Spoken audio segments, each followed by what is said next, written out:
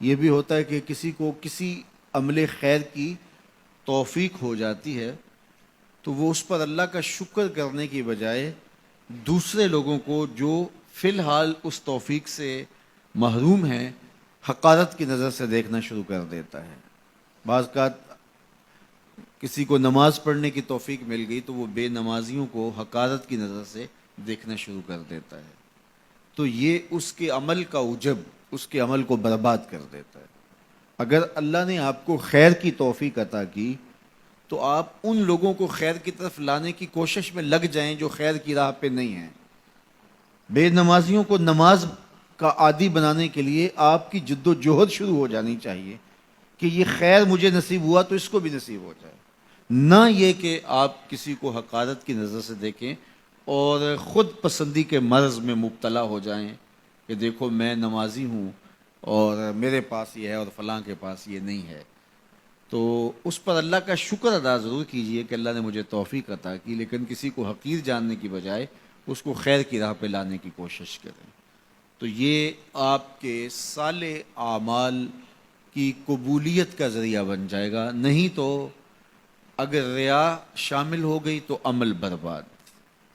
اگر تکبر آ گیا تو اللہ کو تو پسند ہی نہیں ہے، اگر عجب پیدا ہو گیا تو عمل کا نتیجہ آپ کو نصیب بھی نہیں ہو سکے گا۔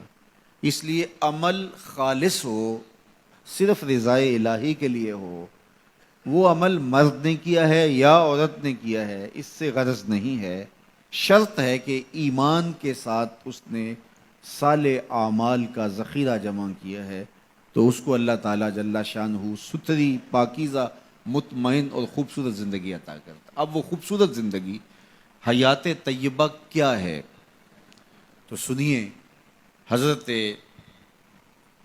سعید بن جبیر رضی اللہ تعالیٰ عنہ فرماتے ہیں کہ حیات طیبہ سے مراد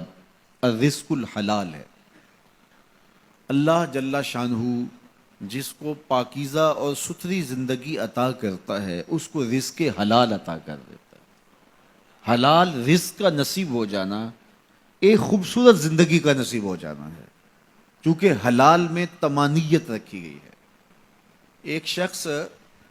جتنا بھی حرام رزق اکٹھا کر لے اس کو اس کے طمانیت باطن، سرور باطن نصیب نہیں ہو سکتا، اس کے اندر اطمینان اور قرار نہیں آ سکتا،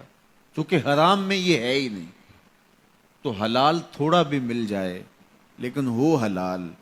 تو وہ باطن کی طمانیت کا سبب ہے،